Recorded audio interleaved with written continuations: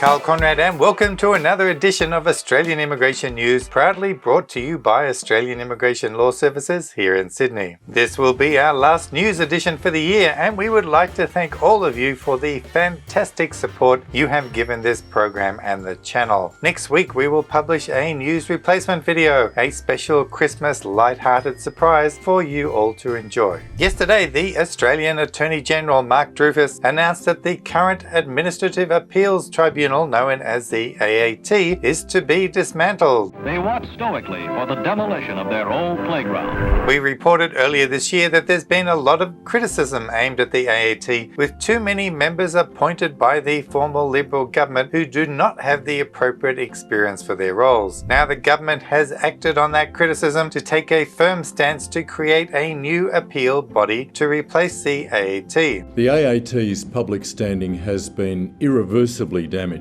as a result of the actions of the former government over 9 years.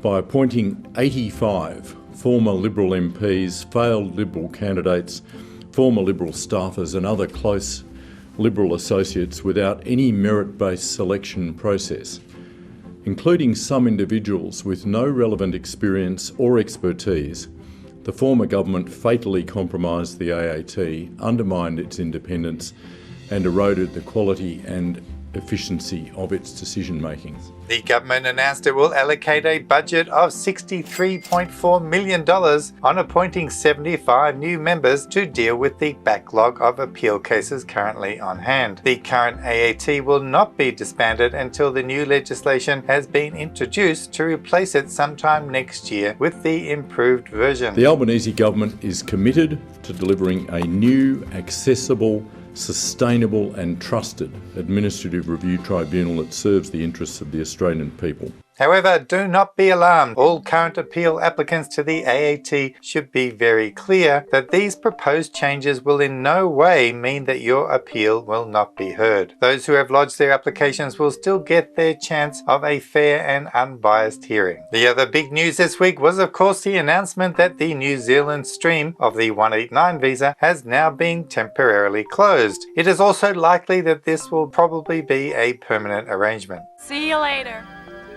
Bye. Bye. The government has indicated that they are developing a whole new range of opportunities for New Zealand citizens to become Australian citizens with much less effort. In that context, it is hard to believe they would actually bother to reopen the New Zealand stream again. Of course, this is very good news for New Zealand citizens currently in Australia. The government has committed to finalising all the old 189 New Zealand stream applications by Anzac Day next year. To turn that dream into a reality, the government has announced and changed the law already, so that those who have waited in the processing queue for years for their 189 visas will no longer need to satisfy the following requirements: the 5-year residency requirement, the minimal taxable income threshold, or the public interest criteria relating to health requirements. This is indeed big news. I have no memory of a government all of a sudden wiping clean the requirements of a visa after tens of thousands of people have applied for it. Now that does not mean it's never happened, or it could be that I'm just getting old.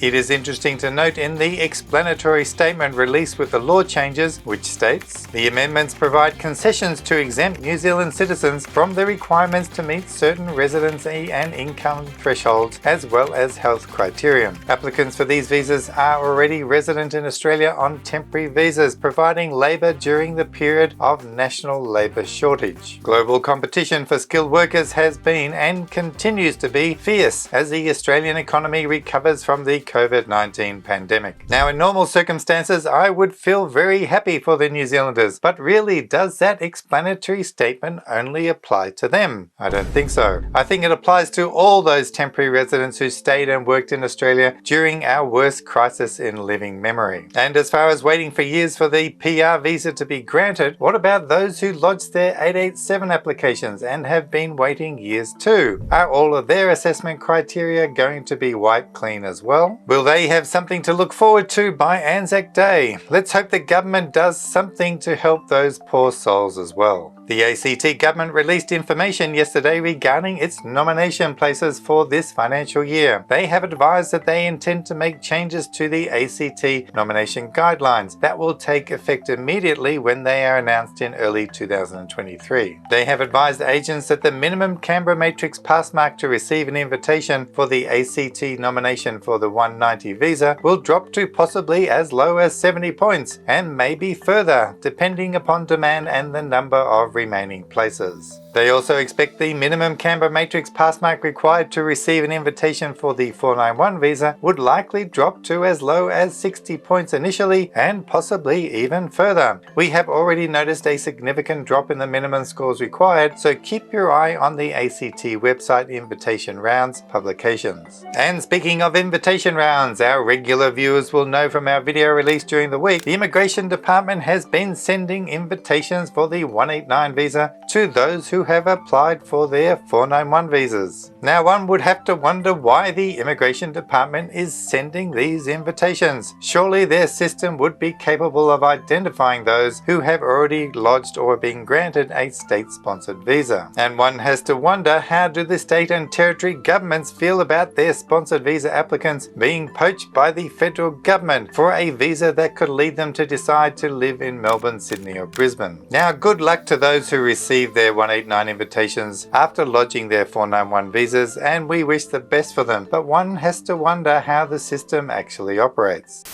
In other news this week, it is interesting to see the New South Wales government has now abandoned the minimum points requirements and work experience requirements for the 190 visa sponsorship program. Their website has been amended to reflect these changes. So of course we have to wonder, what was the point of having such high limits in the first place? Indeed, those high limits actually drove away many people from New South Wales to Victoria and Western Australia for better opportunities. Now the New South Wales government says they are removing these requirements because of the number of 189 invitations that have been issued by the Commonwealth Government. One can only imagine that all of a sudden the demand for New South Wales places took a deep dive and they realised perhaps they were not going to get any applicants. So congratulations New South Wales, you drove away some of your best and brightest young people who were quickly snapped up by other states. Not such a bright move after all, setting ridiculous pass marks for so many. Now the recent rash of 189 invitations has raised a great deal of contention on two important issues. The first one is, what does time of invitation actually mean? And the second one is about the professional year program validity. Many agents and lawyers are of course aware of the Thapar versus immigration case. This judgment redefined the concept of time of invitation. The court decided that at the time of invitation is not actually restricted to the date of the invitation was received, but rather to the entire 60-day invitation period. However, current immigration policy has not been altered to reflect this. So does that mean you should lodge your application once you received your new results for your English or skill assessments, which had expired on the day you received that invitation? You must remember that the department is not necessarily obligated to follow a single judgment of the courts. So if you decide to lodge your application, you must do this on the basis that it may be refused. However, if it was to be refused, I am sure there's many lawyers who would be happy to take your case to the federal court, where they will be seeking another positive decision like that in the Thapar judgment. Your decision to apply then must be based upon your own assessment that perhaps you may not possibly get another invitation, and this could be your last chance to apply. Now the second issue regarding the validity of the professional year program will be the topic of our next video, so stay tuned for that.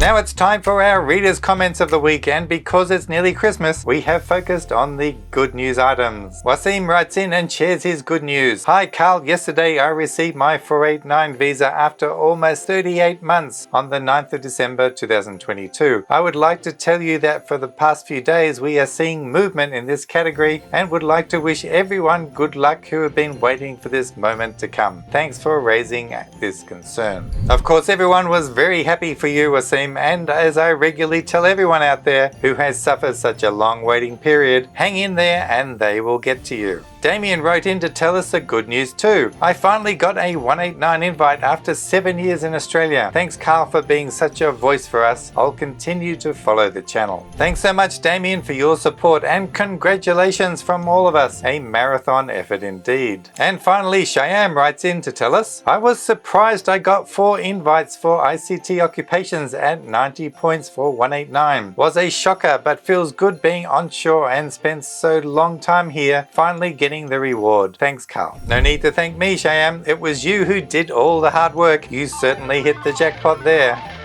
Well, it's been a roller coaster of a year and we thank you all for your support once again. I think the government released all those 189 invitations on purpose before Christmas to give us a boost of good news after a couple of very tough years. Let's hope the good news keeps coming for so many of you. On that bright note from all of us here at Australian Immigration Law Services, we wish you all a very Merry Christmas and a Happy New Year holiday season. As always, take care out there and I'll see you next year. So bye for now.